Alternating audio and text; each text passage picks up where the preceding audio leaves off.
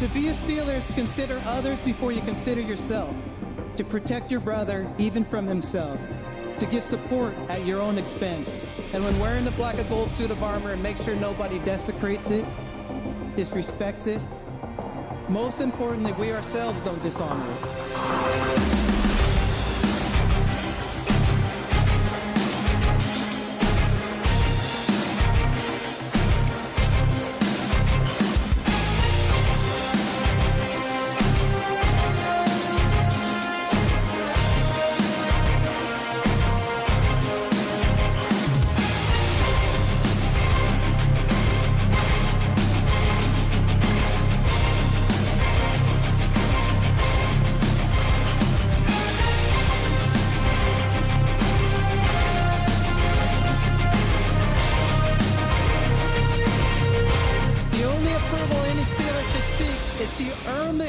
From previous legends who have donned the black and gold.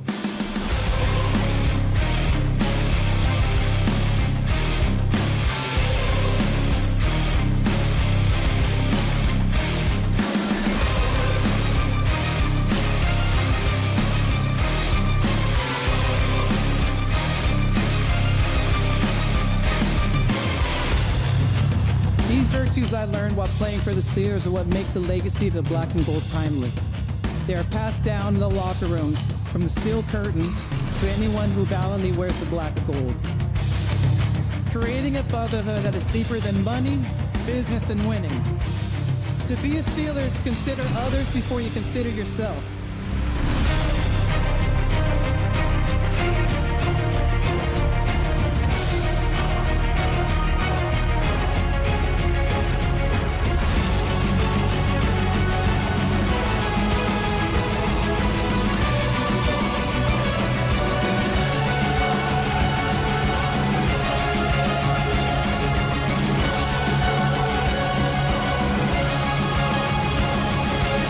This is our culture, Steeler culture. Now, here are your hosts, Rob and Dan, the SteelTwins.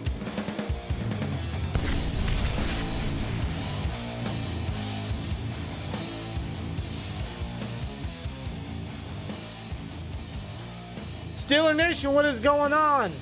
Welcome to episode 108 of the Steeler Culture Podcast, powered by BetUS Sportsbook and Casino. We are here live, impromptu, but we are live here for the Steelers versus Broncos Week 2 Game Day Preview. And we are here mostly because the Dolphins, man, are just getting blown the fuck out by the Bills, man. I'm not surprised. I picked Buffalo in the weekly predictions. I'm glad. And it's easy to see why. I mean, Tua just can't have at it against Buffalo, and he did get injured, unfortunately, a concussion.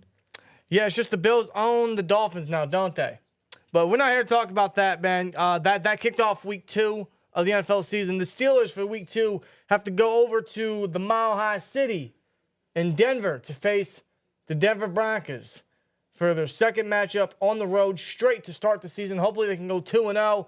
And before we get into anything crazy, I just want to say I feel confident about this, man. There's not many games regarding the Steelers that I go in feeling very confident. There's not many games I go into regarding the Steelers where I think we can actually get a decent, surefire win, because the Steelers are always going to be the Steelers. But I feel good about this one. I'm feeling very good. I don't want to underestimate the Broncos. I don't want to underestimate the rookie. No, not one bit. Not one bit. And yeah, Bo Nix is a new guy in town for Denver. You know, we all know the previous quarterback that was there. He's not with us, but as of now, it doesn't look like that he's going to be stepping in and have his revenge game, quote unquote. Yeah, apparently there's going to be no revenge game for Mr. Let's Ride, Russell Wilson. There still could be, depending on his participation in practice. The past 2 days, he's been limited. He's testing the calf. The Steelers are monitoring that situation, but as of right now, Justin Fields appears to be starting his second straight game as Steelers quarterback.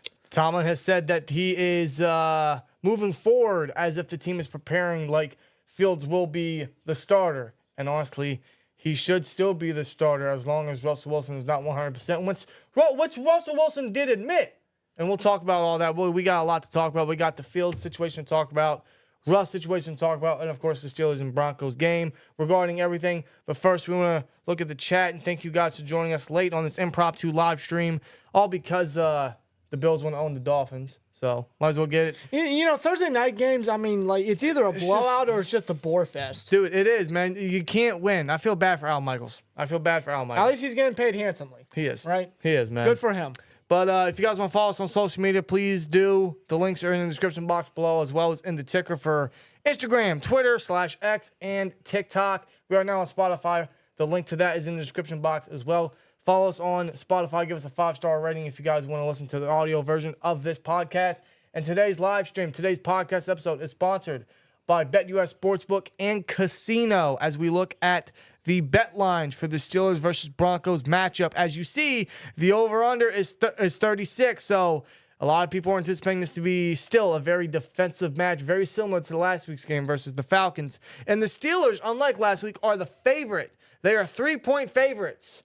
Interesting, man. If you guys are feeling confident about that, if you like the spread, if you think the Steelers could win by more than 3, if you like the money line, feel free to go to betus.com. They have a special offer there. They have right now 150% sign-up bonus on your first 3 deposits, up to $2,000 when you use the promo code YouTube150 when signing up at betus.com. You also get the fast and easy payouts in the industry, fast and easy deposit withdrawal process, live wagering on all major games such as this one, the Steelers and Broncos game coming up. Personalized service 24/7. And like I said, that promo code YouTube150 at betus.com. 150% bonus on your first 3 deposits up to $2,000. Just please gamble responsibly. And thanks to BetUS for sponsoring today's podcast episode. Yes, sir. Where do you want to start? You want to start with Fields? You want to start with Russ? Well, I think we got to start with the quarterback situation, of course.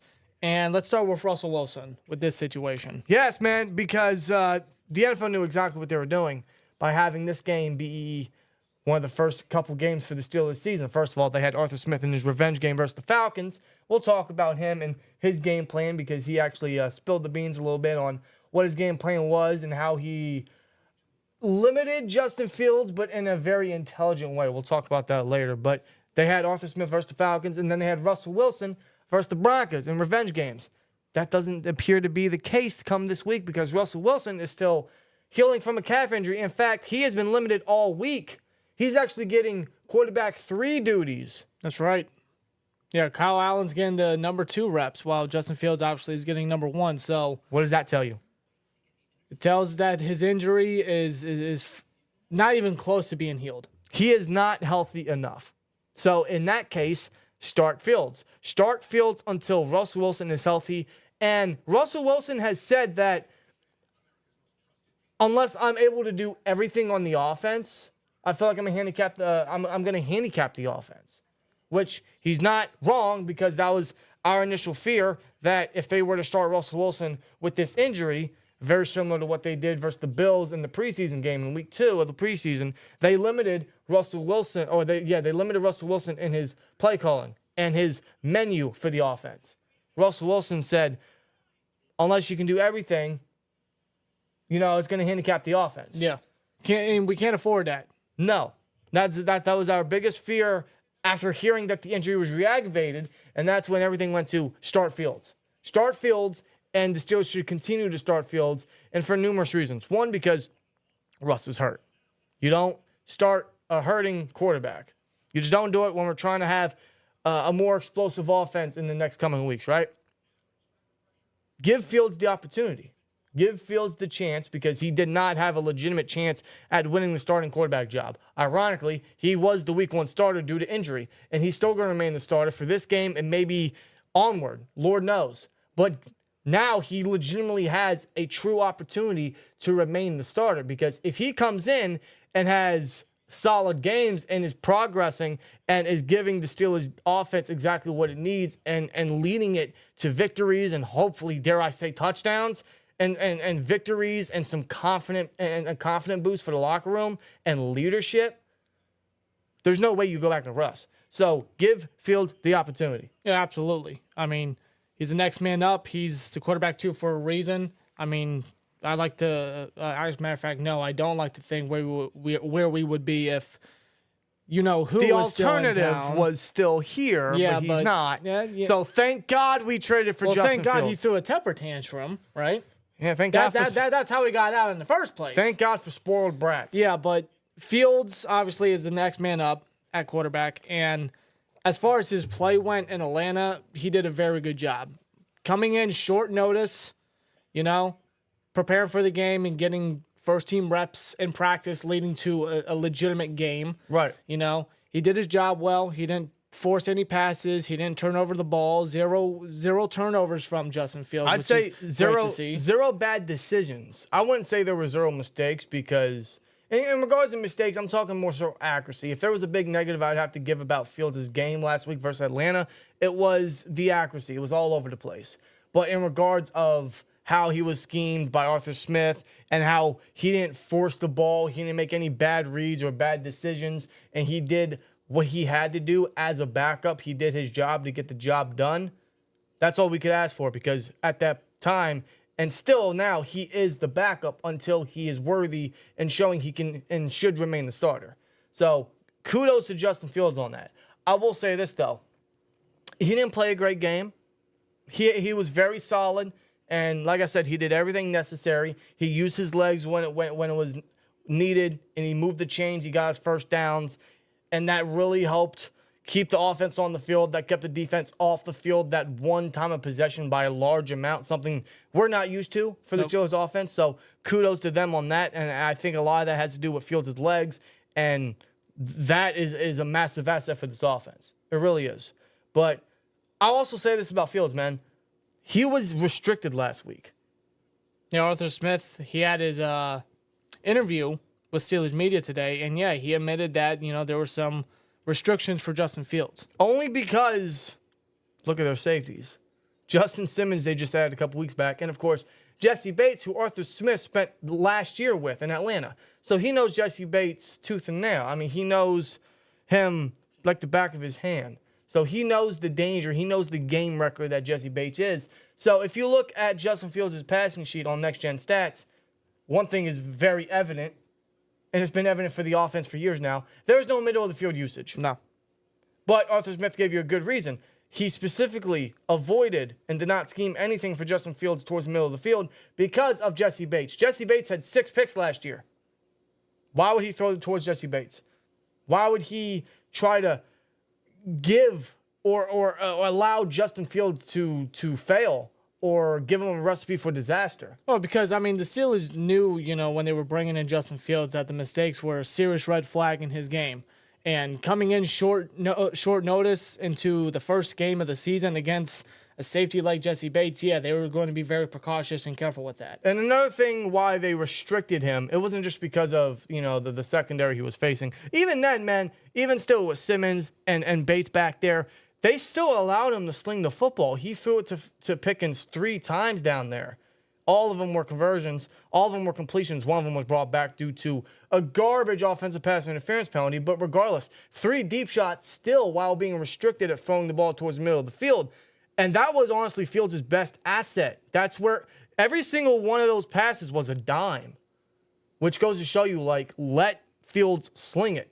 And the reason why I say that is because I get why they restricted him, because it was his first game in a new system as the starter. They had a game plan where it was just, don't lose this game. Yeah. They played not to lose. And for the first game, that's perfectly fine. I have no issue with that whatsoever. But now, leading into this upcoming game against Denver, week 2, he's had full first-team reps. He's getting more communication going with his teammates, with the coaches, getting more comfortable with the scheme as the starting quarterback in practice. This go-around, there should be no restrictions for Justin Fields. No. That's just the way I see it. No. I mean, Justin Fields now is comfortable in the system. You know, he's had the most first-team reps out of any quarterback all offseason via training camp, preseason, and now just last week. But now, being the starter for the first-team reps, yeah, he has that chemistry. He has that confidence. He has that in the system. You know, that's a good thing. That's going to bring good vibes and good momentum for him in the future, right? Let him sling it. No restrictions to Fields. He's a 4-year starter around the league. It's not like they're playing a rookie. It's not like they're trying to build this guy up like he's a rookie. He's a vet. He started many games. 4 years, actually, in Chicago. Yeah, he's established to a degree. He did just enough. He did very well against Atlanta, outside of a couple mistakes in the accuracy department, but I think that will come with time. Hopefully, fingers crossed. But he's got all that down now. So there should be no restrictions when it comes to the game against the Broncos. Yeah. None. I'd say let's start slinging it. Let's get more aggressive. No, showcase the aggression that Arthur Smith needs to do. Agreed. It's what he needs to do. He needs to showcase that aggression. He needs to let these players go out there. Guys like Fields, guys like Pickens, guys like Najee Warren, Patterson, I'll throw in there, Muth especially since they extended him. Showcase the aggression. Yeah. Go full throttle with your guys, with the players on the offense. Like, I get the game plan last week. They played conservative, which I wasn't a fan of. I get it now, but, I mean, conservative offense for the Steelers has been seen the last 4 years. That's why in our post game last week, we said this offense was very similar to last week. And in some ways, I still feel that way because there was no execution, no touchdowns, and was it only 6 points off of the turnovers? Yeah. They couldn't finish drives. You know, in the first half of the game, there were Matt Canada-esque bullshit where it was screens, checkdowns, jet sweeps, which was loss of yardage. Now, clearly in the second half, they improved and they really started to warm up, and that's where the game plan really started to kick in mostly. So I get it now, days removed. But if this continues on, I'm going to have a problem because that's not a winning formula. And that's our worry going forward. That's a big concern to our part because, I mean, we've been conditioned to how the offense has been for several years with the previous OCs. So it was nothing but the same old, and when we see it with a new OC, an actual proper offensive coordinator, I must add. Absolutely, a proven one. Like it's something that we don't want to see no more. Like, this is a different coordinator, an established coordinator. The Steelers are trying to change exactly, and they're trying to move on from what was done in previous years. Sure. We don't want to see any of the same stuff from last year. But I'll give them the benefit of the doubt. It was week 1, right? New system, new quarterback against a secondary that clearly Arthur Smith is very familiar with. So I'll give them the benefit of the doubt. I'll give them that, right? I'll give Arthur Smith some time, and hopefully this doesn't continue, and he starts to get a little more aggressive. Fingers crossed. In fact, that's what I'm hoping. That's what I'm confident with saying now, is that in the next coming weeks, and hopefully we see that a little bit in this game, we can get a little more aggressive. We can get a little more of the deep shots, a little more usage, or some usage of the middle of the field. You know, that time of possession can remain, that the running the ball will remain. In fact, can we please use Warren a little more? Yeah, last week he only saw, 2 carries at the very least? Yeah. Something like that? Now, I know he was coming off a hamstring 4 injury. touches. He was coming off a hamstring injury, and, you know, they're probably trying to be precautious about probably the most dynamic offensive player outside of Pickens. Right. So I totally understood that, and I have no problem with Patterson getting involved in there because he's familiar with Arthur Smith, and at his age, he's still a pretty viable player on the offense. Mm-hmm. But, I mean, Warren's Warren at the end of the day, you know.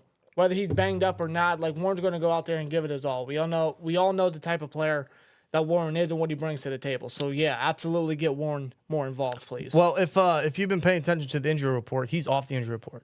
Yes, he is. He's ready to go. Him and Fatani both. So there should be no restrictions then? No. So we better start getting Warren involved more. I get using Cordell Patterson to hamstring. That's why I said I'll give him the benefit of the doubt. I get the game plan. I get the conservativeness. I get playing safe. That better be a week 1 sort of deal to build the confidence, to play not to lose. Fine. Okay. I guess I can deal with it for a week. But going forward, we better start seeing an increase in certain things. Yeah, we just need to see a bit more. Like the deep shots to Pickens was fine, the play action under center, stuff like that. Yeah, that's refreshing. There was variety. That was very, very nice to see. I want to see more of that, absolutely. Yeah. Just the inconsistencies that they had, the poor execution, not getting in the end zone, that's what they got to work up on. We just want to see a little bit better execution on all of that stuff leading up further down into the season. Right, but again, it was week 1. We'll give them that. But if this continues as the weeks go on, we're going to have a serious fucking problem here. But, by the way, no swear jar. No, we got to get more We'll coins. get coins before Don't worry. the matchup. This is a 4:30 game, so we'll definitely have another 10 or so in here. which will probably be gone by halftime. Oh, absolutely. You already know. This is Steelers football. Steelers. This is Steelers football we're talking is about. back, yeah. I love it, man. I hate it, but I love it. It's a weird it's a love-hate relationship. But yes, Justin Fields should remain the starter if Russ is still hurt. Once Russ is fully healthy, yeah, he can be inserted back as a starter. However, if Russ is healthy, but Justin Fields is killing it and is doing what he has to do to help us win football games and is improving and is showing progression and is the guy that we should go with the offense, that's how it should be. It's just one of those situations where, yeah, Russ was the starter. He was named the starter. Then he got hurt. The backup came in, and the backup did better. The backup was the winning formula. The backup was winning us football games. Very similar to Mason Rudolph last year, right? You weren't going to bench Mason for you-know-who because he was the starter anyway. Yeah. No. You go with the hot hand. You go with the guy that is winning you football games, that is helping the offense to a massive degree. If Justin Fields gets to that level, which is possible, I'm not ruling it out, you keep him as a starter. I don't care if Russ is a future Hall of Famer, a 13, 14-year vet. If Justin Fields starts to kill it, if Arthur Smith starts to scheme up a more aggressive game and Justin Fields and them start to put up some points, keep him as a starter. Yeah. And I'm hopeful for Justin Fields. This is a great opportunity. You know he's going to try to deliver on every asset possible. Oh, absolutely. I mean, he came in, he stated, like, my plan is to not hold a clipboard and to not be a bench warmer. No. And this is an opportunity that came up. Unfortunately, it came at the cause of Russ re-injuring his calf. But, injuries happen, stuff like this happens, and it's just next man up. And Justin Fields is going to take this opportunity. He's going to do the very best that he possibly can because this guy was a 4-year starter in Chicago, and he still wants to showcase to his teammates, to his coaches, to the fans, and throughout the NFL that he's still a reliable starter, that he's still a capable starter, that he can still grow and still perform. And yes, if he does a lot better than expected, then yes, you go with the hot hand. It's just strictly a business decision. Sure. That's all it is at the end of the day. It's happened to many teams in the past. So, yeah, I think that's the way we should go. And I'm very hopeful it gets to that point. But Bewick in the chat, I got to shout him out. He said, you're going to need a lot of quarters for the swear jar if Field starts. We're going to need a lot of quarters regardless. Regardless. It's the Pittsburgh Steelers at the end of the day. It is. But I thought Fields had himself a decent game. It wasn't great. I won't even say it was good. But he did what he had to do as a backup. And now seeing that, yeah, he was restricted for good reasons, that shouldn't be the case no more. No. He's a multi-year starter. He has the most first-team reps, the most chemistry with the team this entire offseason leading into the season. Let him go. Let him sling it. And if Fields messes up, if he makes bad decisions, if he can't read defenses, if he can't work with anticipation with his targets, guess what? Then when Russ is healthy, you go back to Russ. It's as simple as that. Yeah. So the quarterback the quarterback situation is going to be one to continue to watch for weeks now, as we never know how it's going to go, especially seeing this situation. But it's going to be interesting. But as long as Russ is hurt, Fields should be the starter, and then we'll see what happens going forward. Yeah. We'll see how that works out as the weeks go on, man. I'm hoping for a better game come against Denver. Denver's defense, there's not much. I don't want to underestimate the team, the defense, and the talent. I mean, they got some names like Zach Allen, who they added in free agency 2 off seasons ago. I like their edge guys. Benito's good. John Franklin Myers, they traded for him this past off season. I always like Baron Browning coming out of Ohio State. Alex Singleton, he's pretty much the core piece in the middle of that front seven there. They have Drew Sanders, but he's injured. They drafted him last year. He's dealing with an Achilles injury. Yeah, explosive Drew Sanders. I forgot about him. He's just not playing. He injured I think it was his Achilles back in April. But, I mean, looking at the secondary right now, the only guy that sticks out is Pat Surtain. That's it. Do you know who's their number 2? Isn't it Riley Moss? That's Riley Moss. But I remember watching his college tape, and I don't mean to be disrespectful, but he reminds me a lot of Ross Cockrell. Oh, my God. Don't say when that. I see his tape, I see a lot of Ross Cockrell. Dude, that might be worse than what my comparison is. What was it? No, not to Riley Moss in regards to a certain Broncos starter. That's when we get to the offense. Okay. All right. We'll get to that point, but let's not forget they also have Levi Wallace. He's not a starter. He's a backup, but maybe they sub him in a couple times. In which Justin Fields, when you're throwing the ball, you should know where to target. It's not hard. Oh, I swear to God, dude! If we ever get Pickens and Wallace 1-on-1 on Sunday, oh my God, dude! After what Pickens did to AJ Terrell, I don't care if the play is to run the ball. If Fields sees Wallace lined up against Pickens, call an audible. Audible 1-on-1, just throw it deep to Pickens. Deep. Wallace ain't got a shot. Send him for a post. It's over. Ain't got a shot. It's over. Nah, but yeah, Denver don't have much to offer on the defense, but keep in mind, this is still a Steelers offense that is still trying to go through new phases, go through a new scheme, trying to go through just new trenches. They're trying to find an identity. They didn't score a touchdown last week. No. Yeah, they won time of possession. They stayed on the field. They were able to go down well. They gave Boz the opportunity to kick 6. Yes, I said 6 field goals, but there were still some of the mistakes from last year where they couldn't finish drives. They couldn't get points off turnovers. They couldn't get in the end zone for one reason or another. That's got to change this week. If that don't change this week, then what the hell? So yeah, they might win time of possession. They're gonna continue to run the ball as they should. Now that Najee showed you, man, he's a lot more gritty this year. Yeah, he was very chirpy last week. You got Warren, who's fully healthy now. Please use Warren. Give him more than 4 touches. I'm asking for 15 touches minimum. We're talking about the rushing offense of the Steelers here. The Broncos' rush D last week was not good. Looking at the highlights, looking at the tape, their rush D couldn't stop Seattle one bit. Look at Kenneth Walker, dude. And Geno Smith, I think he had, a 30-yard rushing touchdown? Yeah. Something like that. Yeah. In total, they gave up, 146 rushing yards last week. Yeah. So, you already know the game plan for this matchup. You got to run the ball. Yes. You got to run it effectively. You got to run it aggressively. You got to run down their throats. If they couldn't stop Seattle's, then, come on. We're talking about Najee and Warren here. Yeah, run the ball. Use the offensive line that was very stud last week. We got to give credit to the offensive line before we move on. They had one of the best games I've seen from them in a while. And that's from everybody, including Dan Moore. Dan Moore was great last week. We've been very harsh on Dan Moore. A lot of Steelers fans have been. But he had probably his best game ever last week. No pressures allowed, obviously no sacks. The guy was a brick wall at left tackle. And yes, he did pop up on the injury report throughout the week. He was limited on yesterday. And today, he was a full participant. Now, because he's injured and he was limited and whatnot, that meant Broderick Jones got brought back over to the left. And Troy Futanu, who's fully healthy and off the injury report, was getting first-team reps at right tackle. Now, will that be the starting lineup come Sunday? Will it be Broderick at left and Futanu at right? I don't think so. I think Dan Moore is going to be ready to go, and I think Dan Moore is still going to be the starter.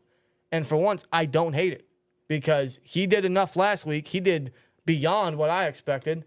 And truthfully, man, if he's playing good, why sit him? I know we drafted 2 first-round tackles. Exactly, and listen, that is the long-term vision. We all know this. Broderick at left, Futanu at right. We've preached that all offseason, right? I'm not saying Dan Moore's going to be an all-year starter. That might not be the case, but as of right now, Dan Moore looks like to be the guy to go with at left tackle. We all want Broderick over at left. I get it. And that's the plan. That is the plan going forward. That's the future. But right now, Dan Moore is playing very good offensive line play. He did very good last week. Let's see if he can be consistent. Yeah, Spencer Anderson, his first career start. Very good game last week, I would say. Yeah, and again, he's really settling at the guard position, left guard specifically. I felt like he looked great. Zach Frazier. You want to talk about a natural center, a dog. Bro, this guy is a wrestler. This guy's a mauler. This guy is a bully. Pancake after pancake. After pancake. After pancake. After pancake. After pancake. Dude, Zach Frazier was, for his first NFL game, his debut at center. It makes me. We got a center, dog. We got a center, I don't care if it's one game. That's all I need to see. I didn't see that from Mason Cole. I didn't see that from Kendrick Green. I think I'm actually starting to get watery substance now that we actually have a center. Dude, we have been preaching this We preached this all offseason, dude. Yeah. The sign was up here for 2 months. And we got And one. you all know our reaction when we announced got Zach Frazier. So, yeah, credit to the offensive line, man. As a whole, they allowed, what was it? I think 6 pressures, 2 sacks. So, as a whole, yeah, credit to the offensive line, and that's where we got to keep using the positive here is that was one of the biggest positives of the offense is the offensive line looked steady, and they got better throughout the game. So, continue to use them with the ground game with Warren and Najee, and, of course, we're going to use Cordell Patterson because that's how Arthur Smith runs the ball. We're going to see a lot of 12, 13 personnel, anticipate a lot more tight end usage in the ground game, which is a good thing. But I'm going to ask for a favor this week. Get them involved in the passing game. Last week showed we have no number 2 wide receiver, which, duh. But, my God, there was no other receiver that made plays outside of Pickens. Yeah. Pickens made play after play after play after play, and there was no other receiver to help. No, and looking back at Van Jefferson, not just the stats, but the film, I mean, it was just a bad first game. Dude, no. He didn't look good. He only caught 1 catch for 1 yard, and it was a screen, and it wasn't well executed. His blocking, he can't block. No doubt. I'm sorry. Like, he is not a blocking wide receiver. He's just getting pushed back. He's allowing defenders to get through.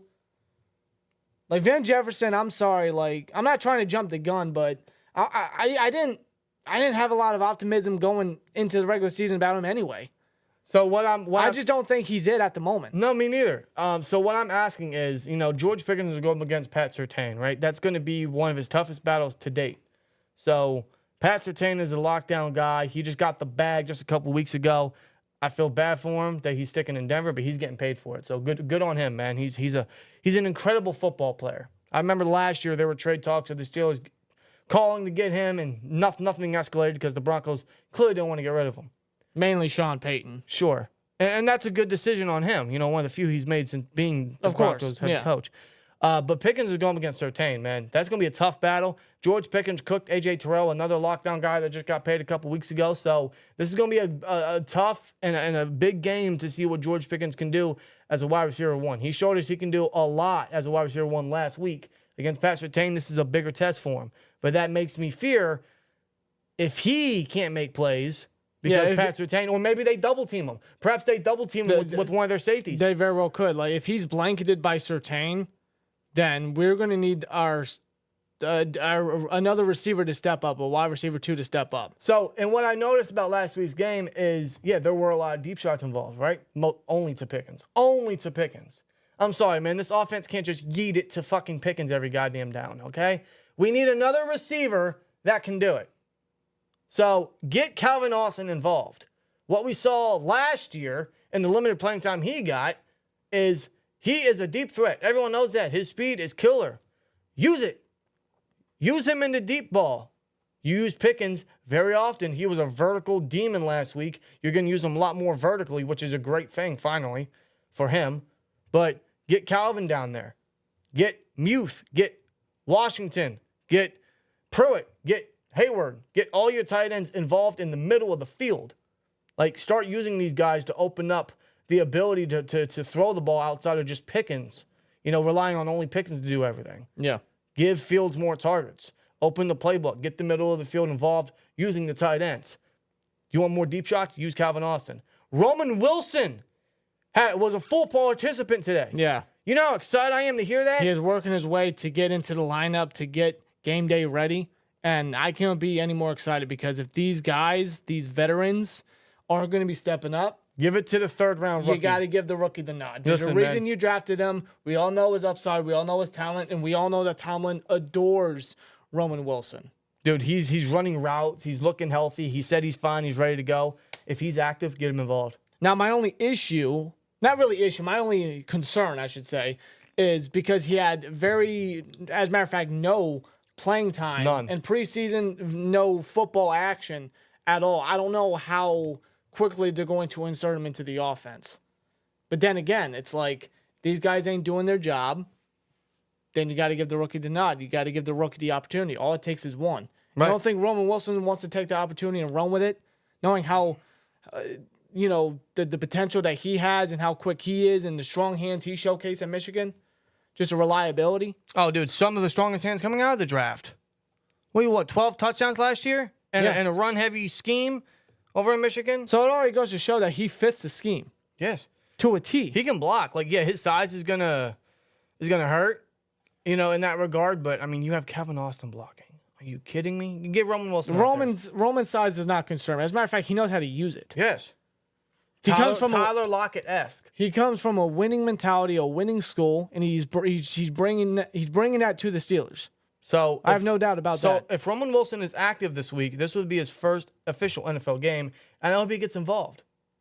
Because we need someone else to step up in that receiver room outside of just Pickens. He was the only receiver to make plays. And I don't know if that's because they didn't draw anyone else up to try to make plays, or if Fields didn't see nobody, or if it was because they restricted the offense due to the defense that Arthur Smith was going up against, because he was very familiar with it, being in Atlanta the last 3-4 years.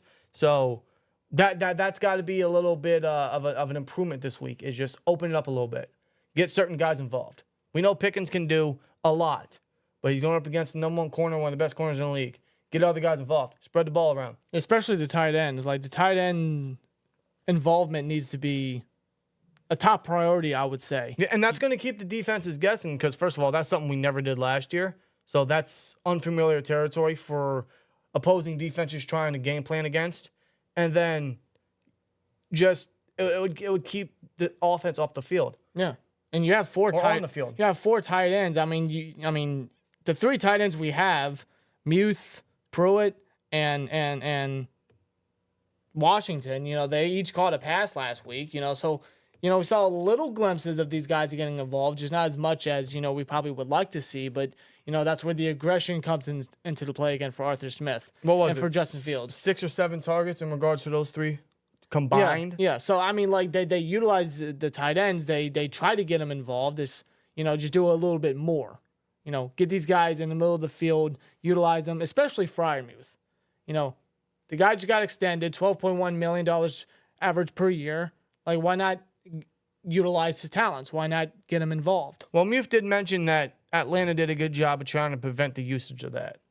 So that's credit to Atlanta's defense in some regard.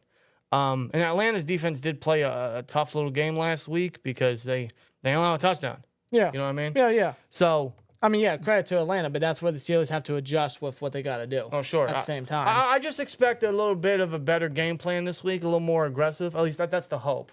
That's not exactly my expectation, but that's just my desire. I want to see this offense start to sling it, seeing what Arthur Smith said in regards to what he schemed up for Justin Fields. I get it, but sure, week 1, you can get away with it. In the coming weeks, we need to see a little more. We need to actually see this offense start to progress because the positives that the offense showed last week was, yes, they do have variety. There's a lot more under center. There's some shotgun. There's some pistol. There's bootlegs. There's so much that they can add to their arsenal that, honestly, we haven't seen in the Steelers offense for a while now. There's a lot of 12, 13 personnel. Maybe we get some pony involved with the 2 running back sets. So that's a good thing there. They won time of possession. They kept the defense off the field. That's a major plus. No turnovers last week as well. So if they can build up on those positives and open up the field, open up the playbook a little bit, I'm just saying, man, that this offense can have a pretty steady game. I still anticipate a defensive game nonetheless, but I think we should be able to see more from the offense. Yeah, just, exactly what you did last week, just a little bit more, just work on the executions, work on utilizing your targets a bit more. I'm glad you mentioned that. Execution is going to be key. Yeah, execution absolutely does. And especially in the red zone, you have to get into the end zone. Field goals is nice, but I think we're more than used to seeing Boswell out there. Right. Like, it's always leg day when it comes to Boswell out there, but get in the end zone, and that's what they got to do. They got to get better at that. And against a Broncos defense, which, again, in my opinion, I'm not trying to underestimate, but there's just not a lot of value there. There's one elite ball playmaker, right? It's Surtain, right? Their edge group is decent. I want to underestimate them on that. Their linebacking group is young, but otherwise, I think the Steelers can attack it. I really think the Steelers can really try to make plays. I don't want to say explosive, but no, it's not like we're saying, they're going to score 30. I mean, like, that's not going to happen. No. That's not going to happen. In fact, if I had to give you a ceiling on points they score, I'd say 24. I can see that. I could see that. I can see that. You know, a couple field goals, maybe a touchdown. Dare I say, 2?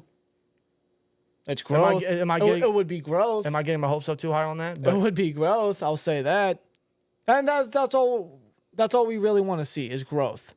Show growth out there. Right, because it's still very early. So yeah, there were things that they definitely added that the Steelers offense didn't have in years prior, but there were some things from years prior that were kind of giving us a sense like this is last year's funk. Yeah. And that was mostly them not scoring, not getting points on the board, not finishing drives, poor execution. Losing yardage, all that stuff, yeah. But it's early in the season, so week 2, you know, these guys they got a week under their belt. They got rust off. They got things to work on. I expect a better offensive game against the Broncos defense that is a little weak. And I just hope, if anything for the offense, definitely use the ground game. That's going to be key here. But I want to see who Arthur Smith can actually get involved outside of just Pickens. I think this is the game for Arthur Smith to really show, hey, this is who we also have. This is who we can get involved if Pickens is getting double teamed or if Pickens isn't getting separation on a corner like Surtain. Like, we need to be able to see that, hey, maybe wide receiver isn't that big of a concern, and coaching is doing everything in his power to get guys involved to make plays. Yeah, it would really showcase and highlight, you know, Arthur Smith's ability as a true OC as well. I think this is the game to do it. Yeah.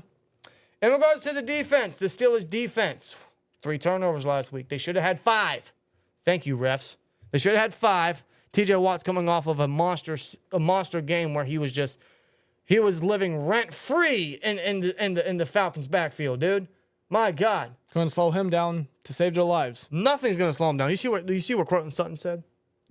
What did Cortland Sutton say? He said something like, I got to go down there and put my hands on him myself. I will. Sutton, no disrespect, but I mean, like, nothing's going to slow Watt down. He said, if I got to go put my hands on TJ Watt, then I'm going to go do that. Yeah, good luck. Are you sure about that? Good luck. The guy could have the whole offensive line blocking Watt. Watt will still get through.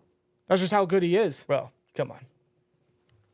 You're not slowing down TJ Watt. No, I don't think the Steelers defense is going to slow down in terms of making plays because they're facing rookie quarterback Bo Nix, who threw 2 interceptions last week and is leading a Broncos offense that doesn't also have much to offer either. They have Cortland Sutton, who's a wide receiver too. Josh Reynolds, he's on the injury report. Devon Feely, one of their rookies, late-round rookies, he's on the injury report. Javonte Williams is a running back. We loved him coming out of North Carolina years ago, the same draft class as Najee. Oh, dude, the guy was explosive. He had a tenacity to him running the football. But ever since that injury, 2 years ago, he tore his ACL, LCL, PCL. Like, he's just not his knee was just blown up, and he's just not the same back. And you could tell. Yeah, I hope we don't hear our words on that. He's just not the same guy anymore. No, I mean, like, I think last year he barely averaged 4 yards per carry. Maybe he needs to change the scenery. Those are. I mean, we've seen it in running backs in recent years. That's exact. Some guys just need that. You know, they just need that change of scenery. CMC needed it. Saquon needed it. Look at it. Right. But I mean, as far as Denver's rushing offense goes, it's not impactful, and it hasn't been for quite some time. Well, not only because of you know, just their backs are hurt and they have a committee there between him and McLaughlin, but their line's hurt. Some of their starting offensive linemen are hurt. Garrett Bowles, their long-term starting left tackle, is hurt. He was limited today, and their starter Luke Wattenberg, their starting center, was limited today. So they were do not participants on Wednesday, and they were limited today. So that's a little bit of a growth, but those are still injury concerns too. An O-line that they've invested a lot of money into. A lot of money. I mean, Bowles was extended not too long ago. Ben Powers last offseason, and Quinn Miners got extended this offseason. The guy that we should have taken over Kendrick Green, by the way. Agreed. But and Mike McGlinchey, you know, same thing. You know, just like a lot of money and a lot of investment into this O-line. It's a good line. On paper, it does, but apparently last week, and I decided to write this down. Apparently, the Broncos' offensive line against Seattle's pass rush. Yeah. They allowed the most pressure out of any other NFL offensive line last week. 44.9%. Hey, I think you guys know what we need to do, right? Finger licking good. Is TJ Watt and Alex Highsmith hearing that? Not just one Highsmith, Herbig, Montravius Adams, Keanu Benton, Cam Hayward, Larry O. The whole front seven. The whole front seven, man, they had a decent game last week. A member of our front seven got hurt. The leader of our front seven, actually, in the middle, our green dot. Patrick Queen showed up on the injury report today with a groin injury. Yes, the groin curse is back. The dreaded groin injury. And it's always at the linebacker position. Yes, it is. That sucks. He did not participate today. A groin injury is something that's going to linger probably for at least the first half of the season. Unfortunately, I don't know how severe it is, but he didn't participate today. And this is a guy that I'm sure has fought through injuries, but has never missed a game before in his NFL career. And when we first initially signed him, I preached that the best thing that he brings to the Steelers defense is availability. And now coming into his second game, he's on injury report with a groin injury, which just sucks. You know, I didn't think Queen had that great of a game in terms of a tackling aspect, but he's the green dot. He calls the plays for the defense. He calls out plays that the offense are throwing at him. You know, he called out certain run plays, which allowed the run defense to be as efficient as they were last week. So if Patrick Queen can't go, who's the green dot? Atlanta Roberts? That's a good green dot. That's a good green dot. He's been around the league for some time. He has experience with it. That means Peyton Wilson would be fine. That means Peyton Wilson would be a starter, which I don't think any of us have a concern about. No, Wilson looked very, very good in his first game. If anything, I think Patrick Queen still plays. Fingers crossed. But he might be on a limited snap count due to his injury for precautionary measures. And the Steelers know they got a dog and Peyton Wilson to play. Yeah. That there's not going to be much less of a play style or success at that position if Peyton Wilson has to step in. Yeah. Peyton Wilson's a dog. Yeah, we all know that. We all know the potential he brings. And the more Peyton Wilson, I think, the better, honestly. Absolutely, dude. Dude, that tackle he made on the first drive for the Falcons, it was a touchdown-saving tackle on Bijan. It was. Like, that's a play that sticks out to me last week about Peyton Wilson. And you take away that TJ Watt neutral zone infraction penalty, the Falcons score 0 touchdowns. So now that defense that had 3, almost 5 turnovers, is facing Bo Nix, the rookie quarterback. And last week, yeah, he didn't have a good game. 2 interceptions. I got some crazy stats for you guys. 2 interceptions. In fact, he was 2 of 12 on throws that went 10 yards or more. 2 of 12? 2 of 12, including 2 picks, and he could have thrown another 3, actually. And we're facing this guy. Now, I will say, schematically, the Broncos, I think, might offer a little more than the Falcons. They run tons of shotgun, 2 running back sets. They run a lot of pony, some under center. One thing I've noticed, at least from last week, now maybe it's because they don't have a consistent ground game that they don't use it, but they don't use play action. That's one thing I noticed the Falcons didn't do, is they use no play action, and I felt like that really helped with the Steelers' defense's efficiency. So the Broncos might offer more, but there's no success on the offense. There's nothing. And not when you have a quarterback like Bo Nix that is afraid to throw the ball. Sound familiar? Not when you have a quarterback that is just frightened to sling it. He's not a gunslinger. Scared to make a mistake, pretty much. Yeah, and he made many mistakes last week in his first game. It's his first game. It's going to happen. But Bo Nix, and you can go back to his college days. This guy, man, he's just, it's just checkdowns and screens beyond. Sound familiar? Yes, it does. Bo Nix is Kenny Pickett 2.0. And I hope I don't eat my words in saying that, because for all we know, come Sunday at 4:25 Eastern Standard Time in Mile High City, Bo Nix could have a legacy game. Bo Nix could have the game of his life. The Steelers can underestimate the Broncos, and Bo Nix could have a hell of a showing as a rookie. I doubt that, though. Their record against rookie quarterbacks is pretty solid. Yeah. And Bo Nix is he's just not an efficient quarterback. No, I mean, him coming out of Oregon, I was never big on the Bo Nix hype train. I never really saw anything major about Bo Nix. In his first game against Seattle, he just looked uncomfortable. He just didn't look confident. And he just, forced passes. And, he made mistakes. Yeah. And it bit Denver in the ass. And that's what the Steelers are going to have to do this week against Bo Nix. So I think that starts with the pass rush. Oh, yeah. I mean, what the Denver O-line gave up against Seattle, absolutely, the Steelers, that's a method. Well, I think it actually starts with the run game, with the run defense. Once you stop Javonte and force the game into Bo Nix's hands, it's already over. Yeah. And I mean that. Like, I'm not trying to be disrespectful here, but it's over. Now, Bo Nix, I'll give him this, man. Towards the end of the game last week versus Seattle, he showed some grit. He showed some fight. Yeah, I'll say this about Bo Nix. He's a decent scrambler. And he can use his legs if need be. And that's something that the Steelers defense didn't fear last week. Kirk Cousins, he doesn't run. He doesn't scramble.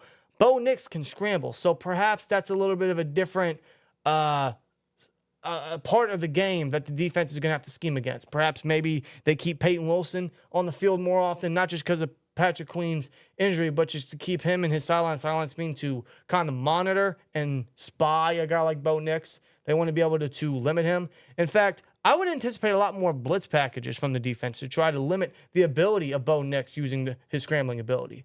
Because the Steelers know, Kirk Cousins isn't a scrambler. Bo Nix, doesn't throw the football down the field, right? He's not very efficient as a passer. Last week showed that. So they might try to use his legs more often to try to move the chains and to maybe get some points on the board on the Steelers' defense. Perhaps the Steelers offer more blitz packages. They didn't blitz very often last week, which, seeing what they did on defense, is very outstanding. Yeah. So if you throw some blitzes in there, the sacks are gonna rack up. Because Bo Nix under pressure, he can scramble, but he still doesn't make great decisions. So if you force the game into Bo Nix's hands, I really like our chances. Yeah, you got to make Bo Nix uncomfortable, and you got to cause the rookie quarterback to make mistakes. And that's what they did with Cousins last week, and we saw what happened. And the Steelers are just going to have to repeat that with Bo Nix. Yeah, I agree. Make him uncomfortable. Make him scared. I'll say this, though. His targets, he doesn't have a lot to offer, so I'll say this about Bo Nix. I don't feel confident in him being the future for the Broncos. It just might be another one of those quarterback carousels for the Broncos again. But he doesn't have a good support system. He doesn't have a good offense around him. He doesn't have a good head coach. Sean Payton is in my opinion, tainting what was a Hall of Fame career. Like, it's really bad over there. And the Broncos fans, I do greatly apologize, but it's bad over there. Yeah. No, I don't see a bright future with Sean Payton as the head coach. And with Bo Nix, with the system he has, he doesn't have a number two. He doesn't have a receiver that can create separation constantly. He doesn't have a huge playmaker. He doesn't have a ground game. He was the ground game last week. Yeah, he led the team in rushing yards. So, geez. I feel bad for Bo Nix in that regard, It's just one of those things where, he's kind of thrown to the wolves. He's going to go through his errors. He might have a rough first season. Maybe come year 2, year 3, he starts to function around. We'll see what the future holds for the Broncos. But in terms of this week, his second career start, he's facing a ferocious defense. And you got to love the Steelers' odds. Now, I really hope, because I say that, it doesn't turn out to be one of those games where the Steelers go in and underestimate their talent. We've seen that many times. I'm not saying it's a trap game. It's way too early to even say that. Yeah. But it's just one of those things that, hey, could the Steelers go in and just underestimate the competition again? I hope not. I hope not. And that's something that they absolutely should not. Just because it's a rookie quarterback and his second career starting doesn't mean jack shit. Yeah. You got to go in there and you got to be prepared for the guy. You got to be prepared for this Broncos team. You got to be prepared to go up against Sean Payton. Just come in, be prepared. Don't underestimate this team one bit. You got to remain focused. You got to go on the road again. But this time, you're preparing Justin Fields as the starting quarterback. You got to be prepared. You got to be aggressive. You got to try to get to 2-0. I agreed. But this is a game I feel very confident that the Steelers can win. In a way, I still don't know exactly what to expect. I fully expect a highly defensive matchup, kind of similar to last week. Yeah, me too. I don't really see both. At the moment, I don't see both offenses slinging it or really being that dynamic or getting a lot of yardage. As of right now, I just seeing it being very defensive. But, the Steelers, whatever the defense may be able to take advantage and give the offense just has to do what they need to do with it. And I'm very interested to see JPJ versus Cortland Sutton.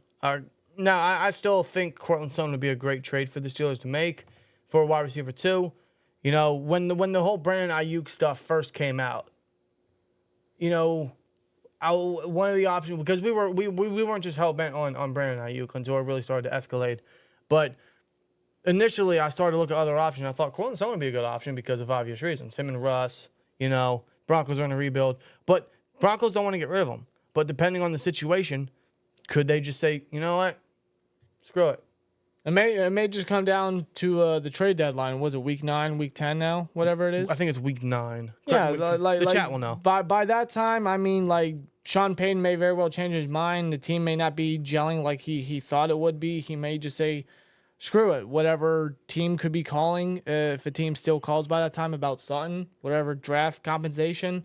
Because the 49ers offered a third. Yes. A third for Cortland Sutton. In order to replace Ayuk, which would have sent Ayuk to Pittsburgh, Yeah. Sean Payton said no. They didn't even take a third rounder. Fuck Sean Payton. But maybe that changes. Maybe his mindset changes. I don't know. We'll see. But JPJ is going up against Cortland Sutton. JPJ held Drake London to 1 catch for 7 yards last week. I think it was only targeted one time. Correct me if I'm wrong. One time. But I swear to God, the only time I saw JPJ targeted was that one little drag they ran with Drake London, where he was stopped immediately by JPJ. So JPJ going up against Cortland Sutton, dude. I mean, if he can lock down him, Bo Nix will really have no options as long as the Steelers defense can just get to him. So it'll be an interesting game. I'm very confident about this, and there's not many games I can confidently say that. There's not many games I go into game day or Sunday or whenever the games are, and I'm like, you know what? I'm very confident we can get a dub. I just always feel very weary about the Steelers and them playing because I don't know what to expect, especially now since maybe we see more from the offense, maybe we don't. Do they go and underestimate their talent? Maybe they don't. It's just one of those things. But this time around, like seeing what the defense did, and they came out mostly and fully healthy. The only significant injury we really suffered in week 1 was Cameron Johnson, unfortunately. Yeah. And they brought back Corliss Waitman to be the punter for the remainder of the season. Yeah, you know, if we have to talk about a revenge game, if it's not Russell Wilson, it's Corliss Waitman here. Yeah. Corliss Waitman, he was the Broncos punter back in, 2022 when Russ first became a Bronco. Yep. And I remember Monday night, the Manning cast, Eli Manning jokes, they should have paid that punter $230 million, not Russell Wilson, because this guy was constantly punting. Yeah. He had 96 punts in 2022 with an average of 46.6 yards per punt, which ain't half bad. No. And this guy, he's been a Steeler before. He's been a Steeler twice. If you remember, the last time he was a Steeler, he filled in for Presley Harvin, who was our punter at the time, because Harvin was out on personal leave due to his grandfather passing away. Right. So Harvin has experience with the team, with punting for the team, and now he will be the new Steelers punter going forward for the season. Right. So good move there. I'm glad we brought him instead of the obvious. So good that he's back, and it's unfortunate with Cameron Johnson. We finally get a good punter, and now he's hurt. We just can't win there.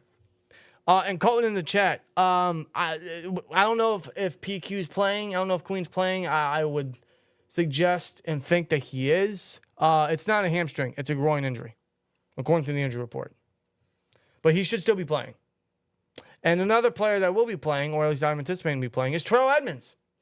He's back. He has returned to the Steel City. Terrell Edmonds is back. He was signed off of the Jags practice squad, and this strengthens the safety depth. We all know last year the safety depth was so bare, we had to promote Trenton Thompson from the practice squad, and we had to sign Eric Rowe off the couch. And now our safety depth consists of DeMonte Casey and Terrell Edmonds. That's strong as hell. Those are 2 starters. The last 2 years, the Steelers have had a starting strong safety. Those were your starters. Yep. Now they're the depth pieces. What? All along the safety position, yeah. That's incredible. They have fulfilled the safety depth. They have fulfilled the secondary, I would say.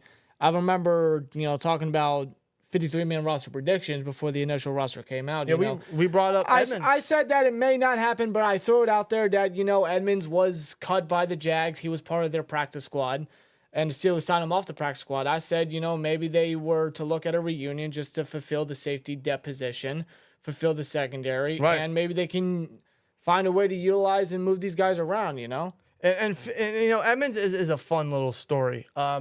he never should have been drafted in the first round. I don't think any of us are going to dispute that. He would have been a much better pick if you selected day 2. But they reached for him in the first. And he didn't have a good first couple years, but he slowly progressed and became a solid guy, a solid strong safety, someone to work in the box, blanket tight ends. Any of the long-term viewers of ours, like you guys would know that we could not stand Terrell Edmunds. We thought that he was the worst starter on the defense for quite some time. But that slowly transitioned. Like, you know what, this guy's really coming along. And it sucked to see him go to Philly when he got signed to Philly. And maybe he needed to change the scenery. But he took a chance on himself, too, because I believe the Steelers offered him to come back. And Edmunds just wanted to take a chance on himself, which I can respect. But he didn't last long in Philly because he got traded to Tennessee. And he helped us get into the playoffs last year, so appreciate you. That interception on Trevor Lawrence, yeah. Then he signed with the Jags, didn't make the roster, was on the practice squad, and now he's back in the Steel City where he started. He started 5 years with the team. He did. And he formed that chemistry with Minka Fitzpatrick. He gelled into his own player.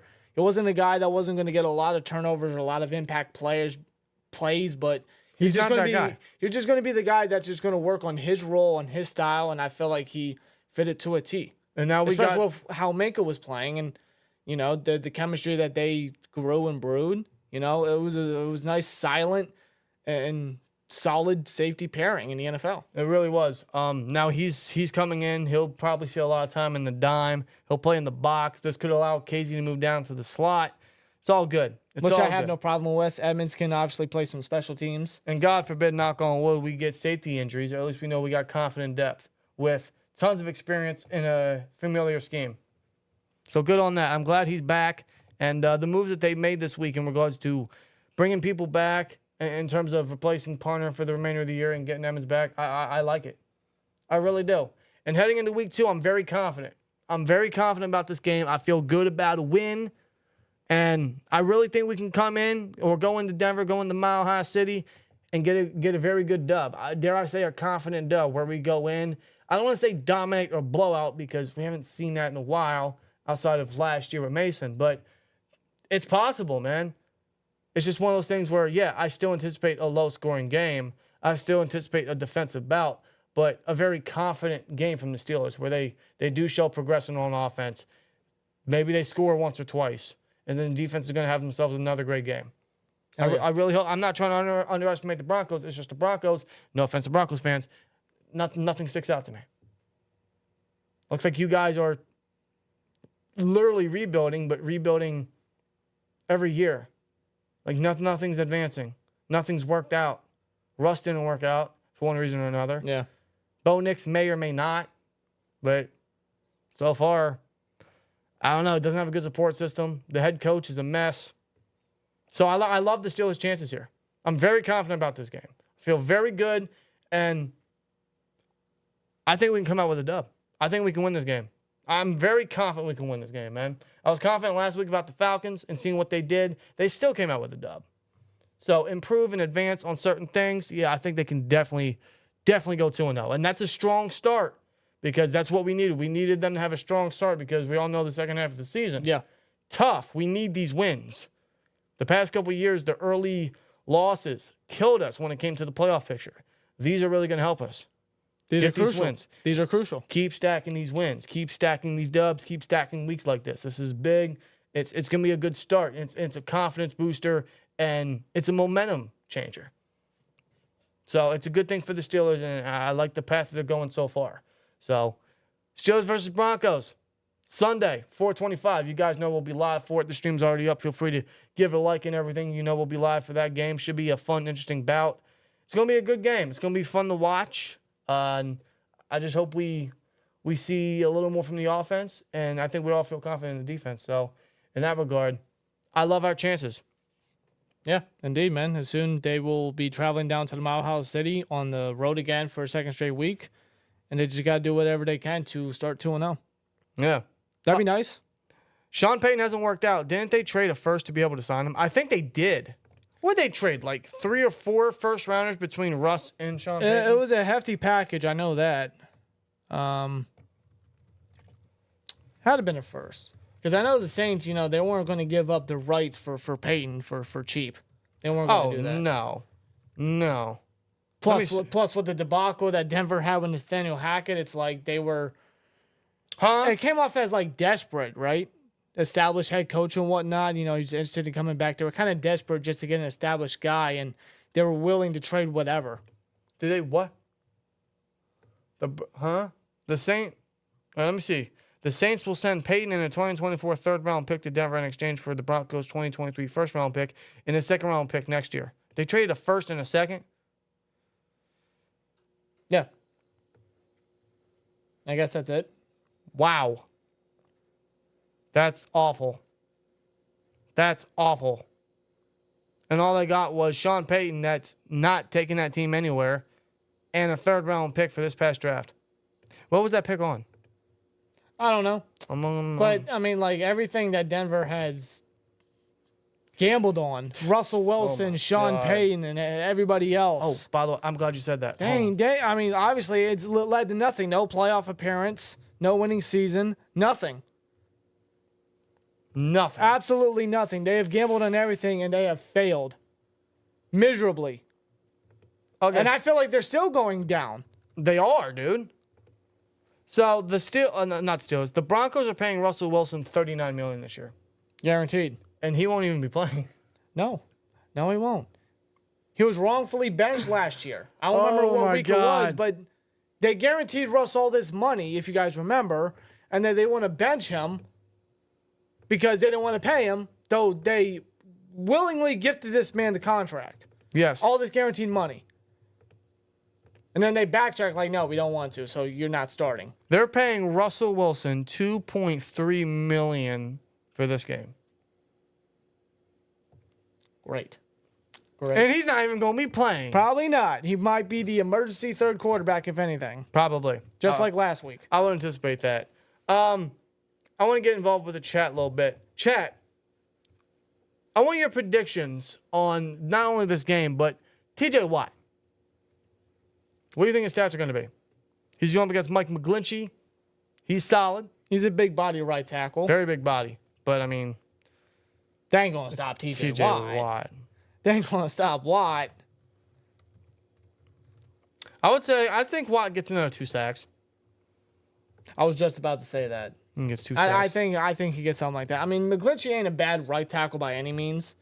But he's not the greatest either. You know what I mean? Like, there's times he'll give up pressures, he'll give up sacks. He did it with the 49ers. Sure. So, and going up against a guy like TJ Watt, it's a big task. Colton says 5 sacks, 3 tackles for loss. We talking James Harrison game here, huh? Yeah, on Monday Night Football versus the Chargers. TJ Watt, 8 sacks, 4 picks. Good God. Tresner, my God. TJ Watt is angry with the NFL. Hope he takes it out on Denver. I agree. Oh man, he is seething with anger. Watt, 2 sacks, 5 pressures, 1 forced fumble. I believe that. Anything above that's defense. He should have won Defensive Player of the Week anyway. He should have. Chris Boswell won Special Teams Player of the Week because obvious reasons. That's not surprising whatsoever. Rightfully earned. He even had to punt. Yes, he did. Maybe if he didn't punt, maybe he wouldn't have won it. Let's protect Boz. Let's protect Boz at all costs. Can we please? Yes. We already lost one core special team guy in Cameron Johnson. We don't want to lose another. We don't want none of that. Oh my God! I'm just now reading this. Nix set a record for fewest yards with 25 plus completions. What? It's a check down demon. Jeez, yeah. The defense. No, the defense is gonna eat. No, eat. The defense is gonna eat. Maul them. Defense is gonna eat. Maul them up like a Thanksgiving turkey. The defense is gonna eat. If they refuse to throw the ball down the field, it's over. All I ask from the defense at that point is wrap up your fucking tackles, please. Swear jar. No, seriously. Wrap up the tackles, because if you allow any of these guys to get yak ability, I'm gonna be seething. The hat is not the only thing that's gonna be thrown. It's not. The over is still 2. What, for hats thrown? Yeah. The You did one. You did one last week. So I was under. You were under. I was under. But it's still 2. I say 2 per game. So the over under for hats thrown this week is still 2? Yeah. Okay, so if you pick the under, you won. If you pick the over, chances are, I don't know, we'll see. It depends on how the Steelers perform, how their tackling is on defense. But yeah, they have to wrap up better. Yeah, they do. Especially if Queen's playing, he's got to wrap up better. Yes, they do. Please, for the love of God. In fact, let me get a poll in the chat. Get a quick poll in the chat. We're approaching midnight here. It's almost Friday. It's almost Friday the 13th. We're 5 minutes away from it. Let me see. I want to get a poll in the chat. There we go. How many turnovers does Steelers defense get? Let me see. Like 1, 2. As a matter of fact, 3. I know Nix threw 2 interceptions. I don't know if that was all the turnovers that Seattle got last week. I forgot to look over that. Feel free to get your polls in the chat. How many turnovers does Steelers defense get? 1, 2, 3, or 4 plus? Remember, they got 3 last week. Could have had 5. Bo Nix threw 2 interceptions. Could have thrown 5. At least 3. McLaughlin lost a fumble, so 3. 3 turnovers. 3 giveaways. Yeah, 3 giveaways last week to Seattle. 3 sacks, 4 pressures, 5 solo tackles. He's gonna be living rent free in the backfield of the Broncos. He might as well play running back. Swear to God. He's a dog, man. TJ Watt's a dog. The majority say 2 so far. Okay. That's appropriate. 2? That's appropriate. Hey, man. Any turnover is good. As long as the Steelers offense can capitalize with the turnovers this time around, Yes, I'll be a especially. very happy person. Especially. Be a very happy man come Sunday. It's weird, though, man. 425 games, I don't know. Sometimes when it comes to that in the Steelers, it's just one of those weird things with me. Well, just not used to it, or Well, maybe it's just not their go-to time slot. Oh, sure. But it's just, I don't know. Maybe it's from childhood. Sometimes I would watch games at that time, and it wouldn't be the most pleasant games to watch. Maybe I'm getting that. Although last year we had a couple games like that, and the Steelers had very good performances. Yeah, they did.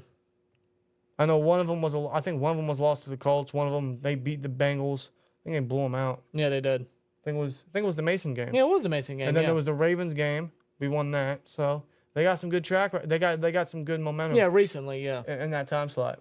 Yeah. How about Steelers and Broncos history though?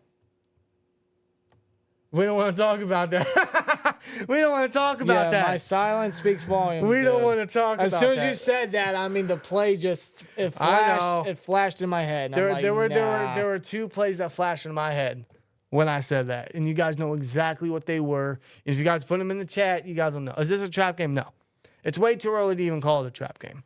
Way too early.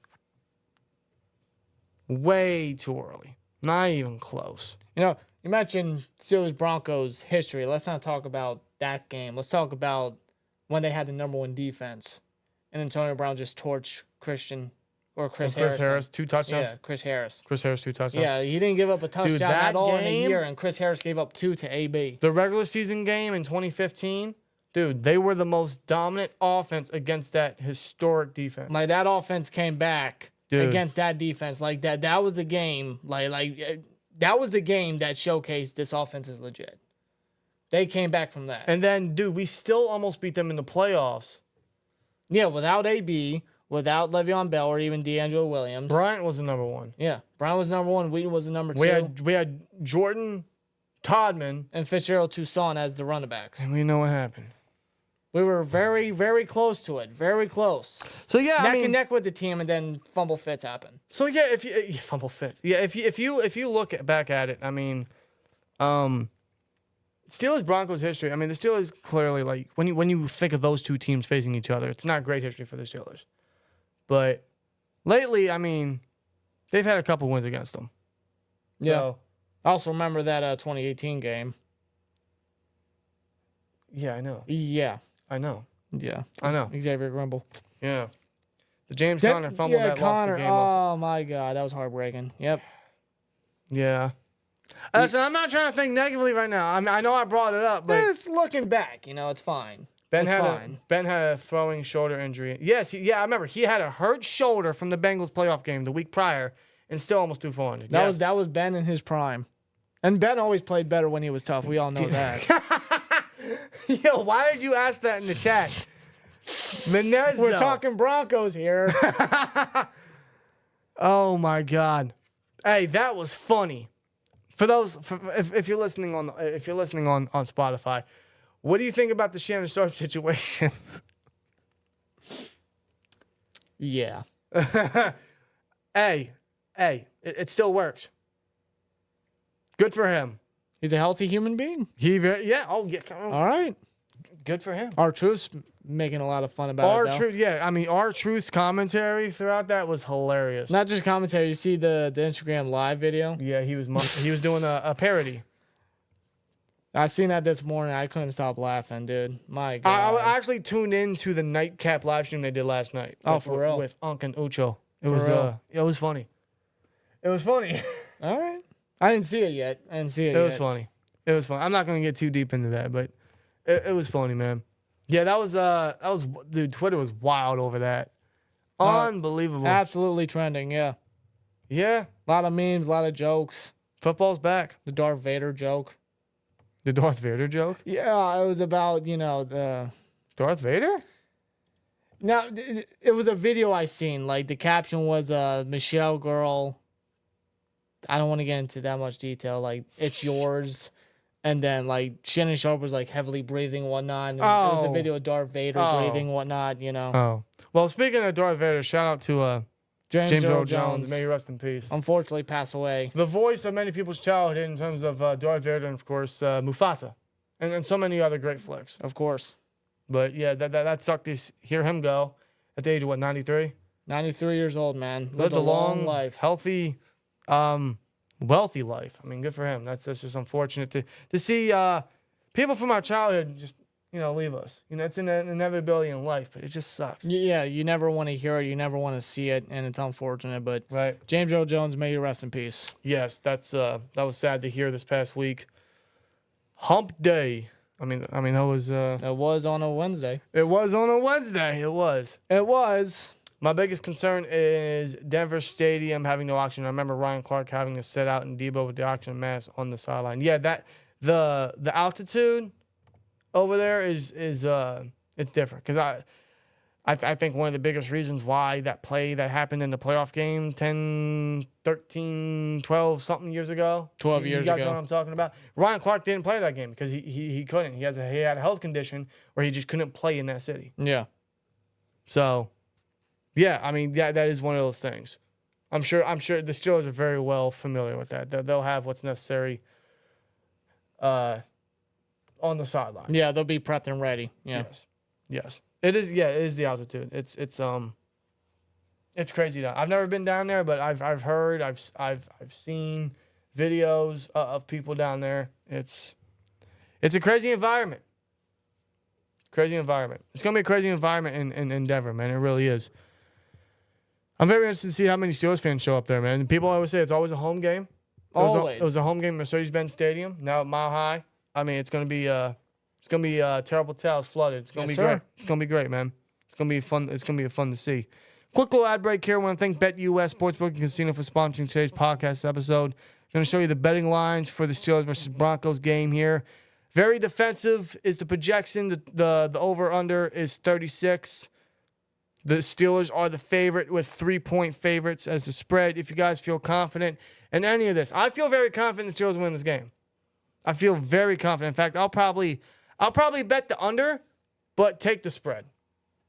Truthfully, I feel very confident in that. Plus, they have other props and stuff you can do on the website. They have all the other NFL games for the week 2 that you can bet on, the money lines and all the betting props for that game as well at betus.com. Definitely go check them out. Take advantage of that 150% sign-up bonus on your first 3 deposits up to $2,000 when you use the promo code YouTube150 while signing up today and get the fastest payouts in the industry, fast and easy deposit and withdrawal process. Wagering on all major games, live wagering on all major games. Like I said, man, betus.com offering you 150% bonus on your first 3 deposits up to $2,000. Just go to BetUS, sign up today, and thanks to them for sponsoring this podcast episode. Just please gamble responsibly. And the poll, let's get an update at the poll, man. 2 and 3. So they're waiting between 2 and 3. 48% says 2. All right, I got a better poll. You got a better poll coming at you, huh? Glad I put in HN at the last minute. Yo, I already had him in my lineup. I feel bad for whoever went up against James Cook. What is he at? 30 points, something like that? Here, let me see. Let me see real quick. I can find out. Because I need to know. I already know HN put up a lot of big numbers. I just need to see what the final number is for me. How about all the people? Shout out to Steeler Lee, man. Yes, sir. Steeler Lee, man. 29.5. Hell yeah. I won this week.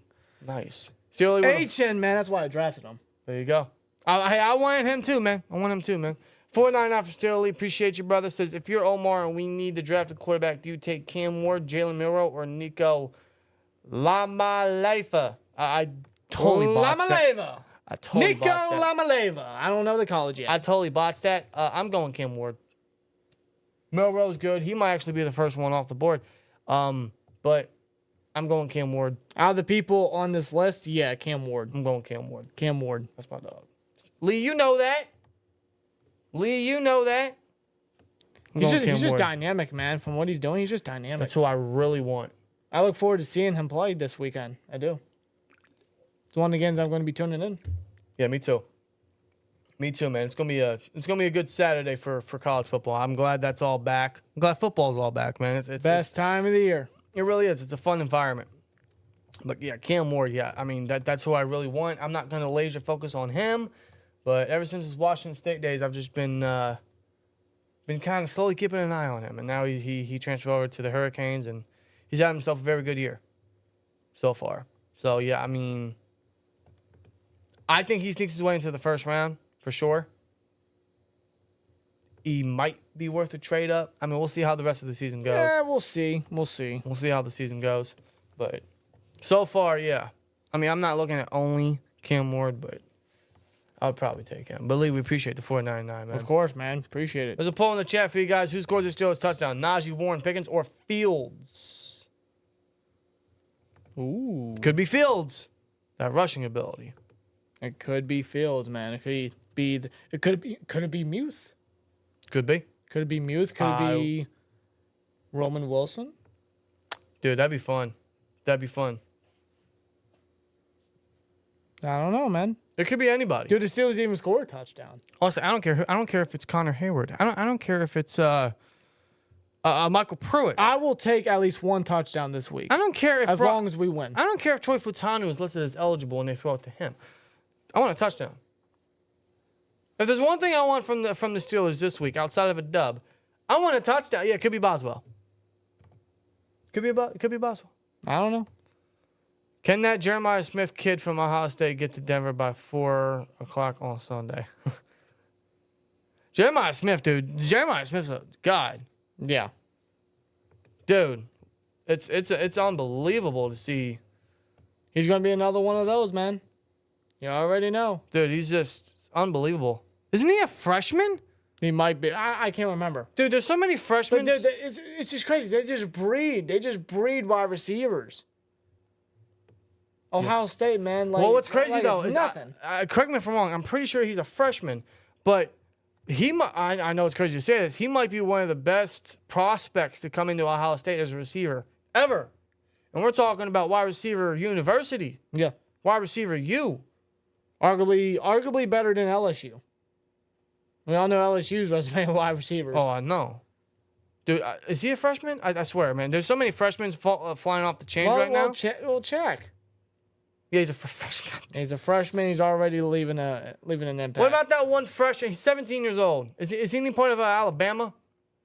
Who are you talking about? I forget his name. I think he's on. He didn't even graduate yet. Ryan Williams. Okay, he didn't even Ryan graduate. Williams. 17 years old making plays. Like what? Dude, there's something new with these athletes.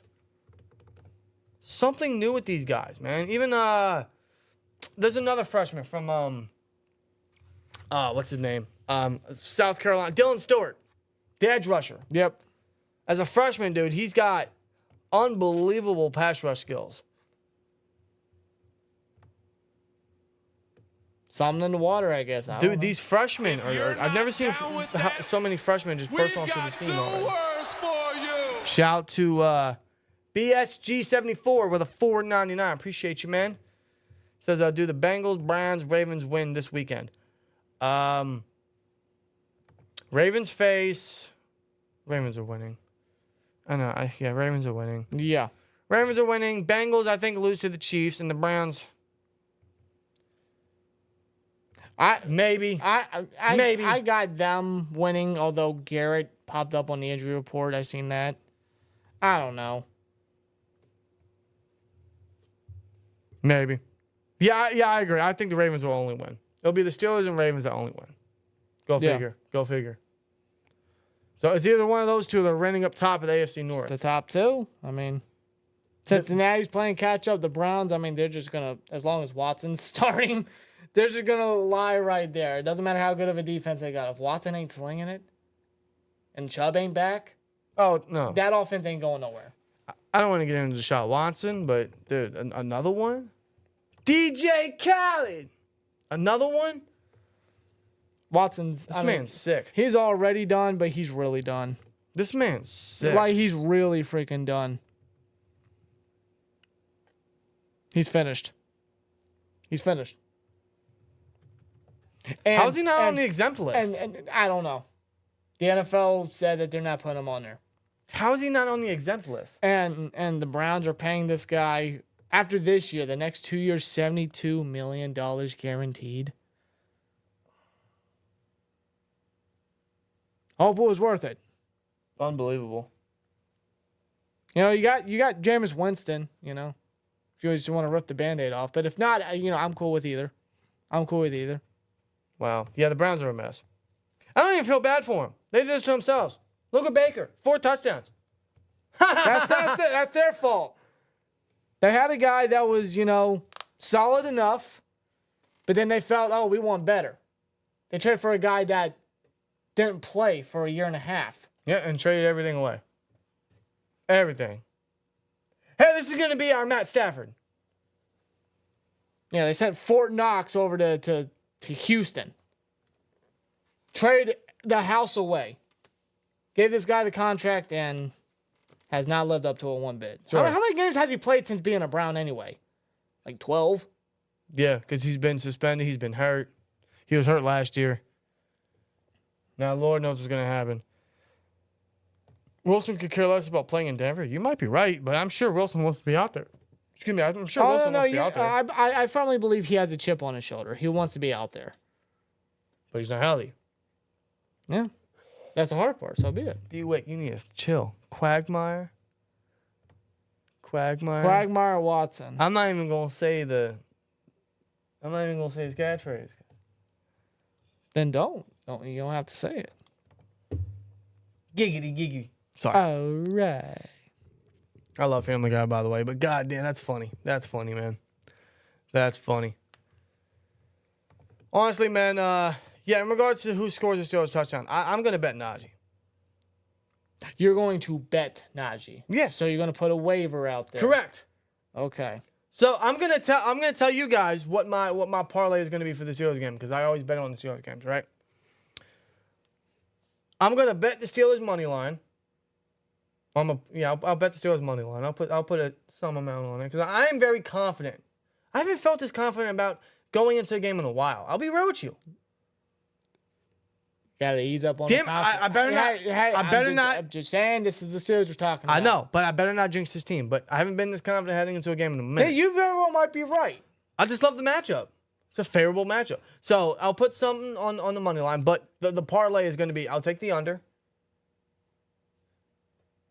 I'm going to take the Steelers spread because I think they win by more than 3. Okay. And Najee's going to be the first Steelers touchdown scorer. And if he doesn't? Then I lose. But hey, we scored a touchdown at the very end, right? Yeah. All right.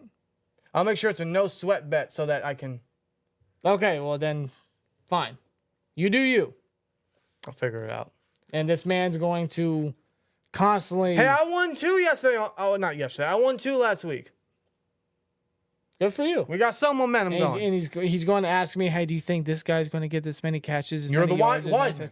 I'm the wise man. I don't even bet, bro. I don't do none of that. It's not about betting. It's just knowing. You're like an.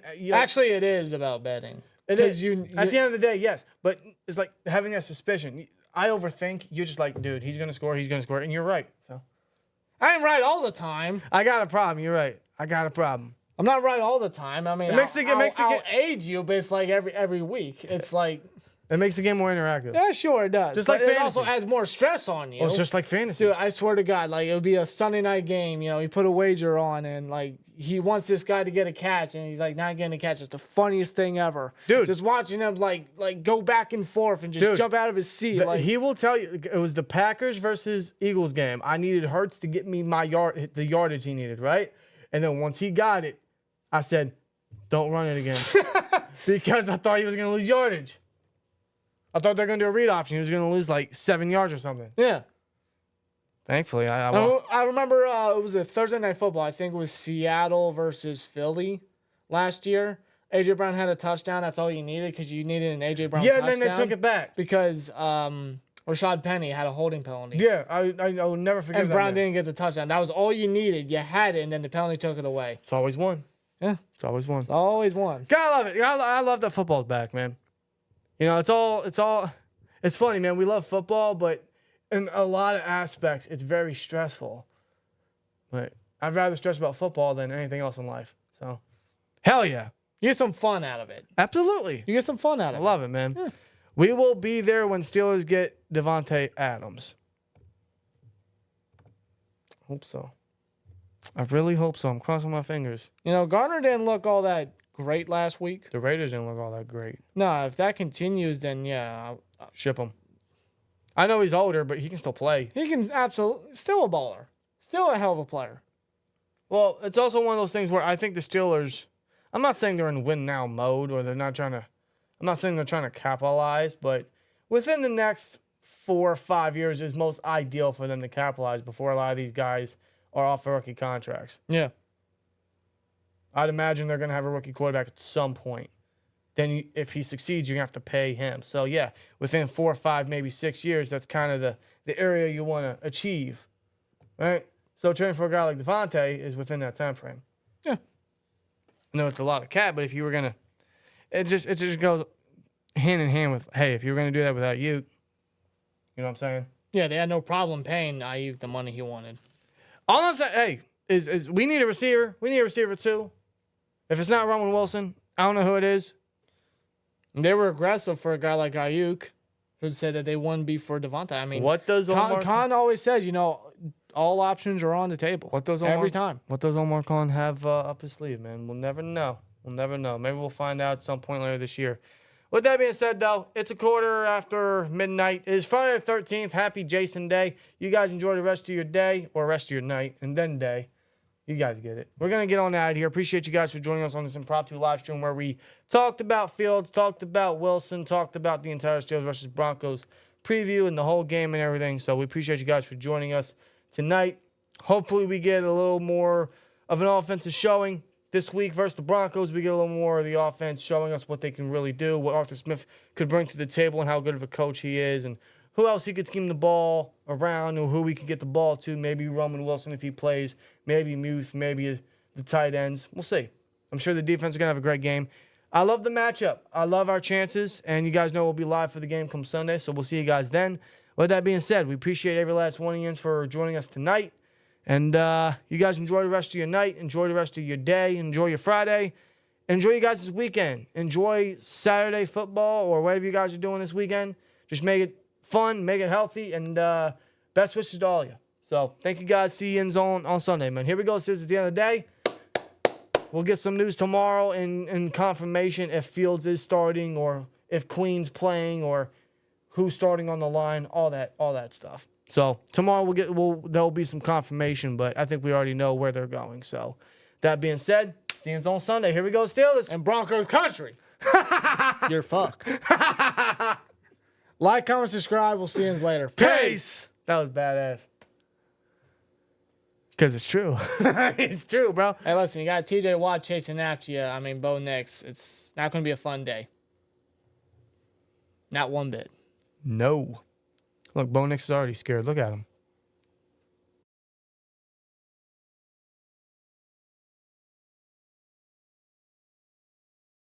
Oh, last second. Huge thank you to BetUS for sponsoring today's podcast episode. Please go check them out, betus.com. Go check out the 150% sign-up bonus when you first redeposit up to $2,000. When you use the promo code YouTube150 at betus.com to sign up today. Take advantage of the money line here for the Steelers versus Broncos. Just quick shout out to them. Thank them for sponsoring today's podcast episode. Appreciate them for that. Appreciate you guys. Now, peace out.